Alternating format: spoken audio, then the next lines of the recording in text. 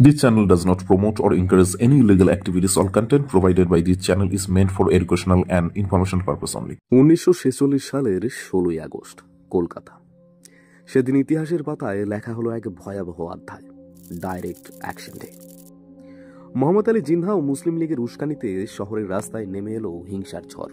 তাদের উদ্দেশ্য একটাই, ভারতের সংস্কৃতি, ভাষা, শিল্পের অন্যতম কেন্দ্রবিন্দু কলকাতাকে যেন তেন প্রকারে পাকিস্তানের অংশ বানানো এবং কলকাতাকে হিন্দু মুক্ত করা, যাতে কলকাতাকে মুসলিম বহুল এলাকা ঘোষণা করে পাকিস্তানের অংশ বানাতে তাদের কোনো অসুবিধে না হয়। এই উদ্দেশ্যে 1946 খ্রিস্টাব্দের 16ই আগস্ট মুসলিম লীগের সমর্থক দ্বারা সুপরিকল্পিতভাবে চলতে থাকে দোকানপাট লুট, অগ্নিসংযোগ, খুন জখম হয় হাজারো নিরীহ মানুষ, অসংখ্য মা বোন হারান তাদের সম্মান। সরকারি হিসেবে 3000-এর বেশি মৃতদেহ উদ্ধার করা হয়েছিল, কিন্তু প্রকৃত সংখ্যা ছিল তার বহুগুণ বেশি। অসংখ্য লাশ ভাসিয়ে দেওয়া হয় নদীর জলে, ড্রেনে, আবর্জনার স্তূপে। অজানা অন্ধকারে হারিয়ে যায় অনেক প্রাণ।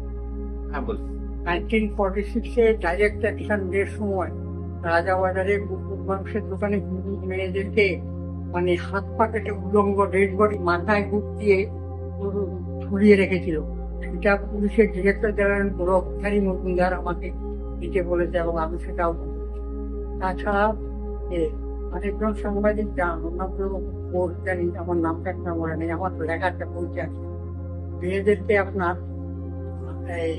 ভিক্টোরিয়া কলেজের হোস্টেলে মেয়েদেরকে উলঙ্গ করে জানালার সাথে মেরে, ধর্ষণ করে মেরে ঝুলিয়ে রেখেছিল। এখন বাঙালিরা সব ভুলে গিয়েছে।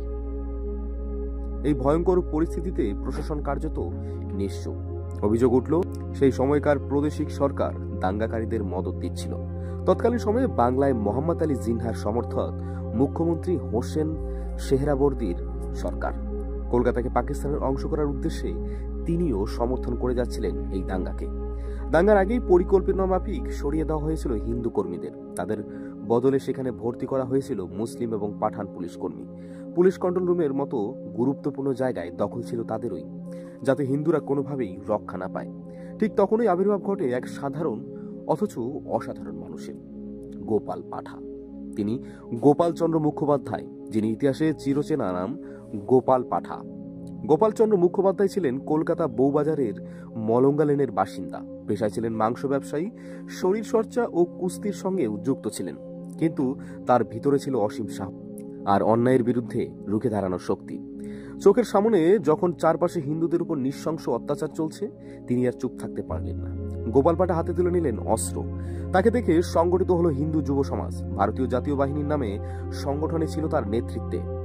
তার আহ্বান ছিল, একজন নিরীহ হিন্দুর প্রাণ গেলে তার বদলে 10 জন দাঙ্গাবাজকে দমন করতে হবে, কিন্তু কখনোই যেন নিরপরাধ মুসলিমদের ক্ষতি না করা হয়, আর মা বোনেদের সম্মান রক্ষা করা হবে সর্বপ্রথম কর্তব্য। তার এই দৃঢ় অবস্থান অচিরেই শহরে হিন্দুদের মধ্যে সাহস যোগায়। ভয় পেয়ে গুটিয়ে থাকা সাধারণ মানুষ ধীরে ধীরে উঠে দাঁড়ায় প্রতিরোধের অংশ হয়ে। মুসলিম লীগের পরিকল্পনা ধসে পড়তে শুরু করে। গোপাল পাঠা শুধু হিন্দু পরিবারকেই রক্ষা করেননি, তিনি অনেক নিরীহ মুসলিমদেরকেও আশ্রয় দিয়েছেন, বাঁচিয়েছেন উগ্রপন্থীদের হাত থেকে। তার কাছে শত্রু ছিল শুধু দাঙ্গাকারী মুসলিম লীগের সদস্যরা, নিরপরাধ মানুষ নয়। তিনি তখন কলকাতার নিরীহ হিন্দুদের রক্ষার্থে এগিয়ে এসেছেন অস্ত্র হাতে। তখন তাকে শান্তির বার্তা দিতে এসেছিলেন মহাত্মা গান্ধী, যাতে গোপাল পাঠার অস্ত্র ছেড়ে দেয়। কিন্তু গোপাল পাঠার বক্তব্য একটাই, যদি একটি লোহার টুকরো দিয়েও সে তার নিজের ভাইদের বাঁচাতে পারে, তাহলে সে সেটাও ত্যাগ করবে না। শান্তি ফিরিয়ে আনতে শেষ পর্যন্ত শেখ মুজিবুর রহমানের মতো প্রভাবশালী নেতাদের পাঠানো হয় তার কাছে। গোপাল পাঠা জানিয়ে দিলেন স্পষ্ট ভাষায়, যতক্ষণ না উগ্রপন্থীরা হত্যা অত্যাচার বন্ধ করছে, ততক্ষণ তার প্রতিরোধ থামবে না। কেটে গেছে বহু দশক, কিন্তু কলকাতার মানুষ আজও ভুলতে পারেনি সেই রক্তাক্ত দিনগুলো। ইতিহাসের ভাজে ভাজে আজও উচ্চারিত হয় এক নাম, গোপাল পাঠা, কলকাতার রক্ষক।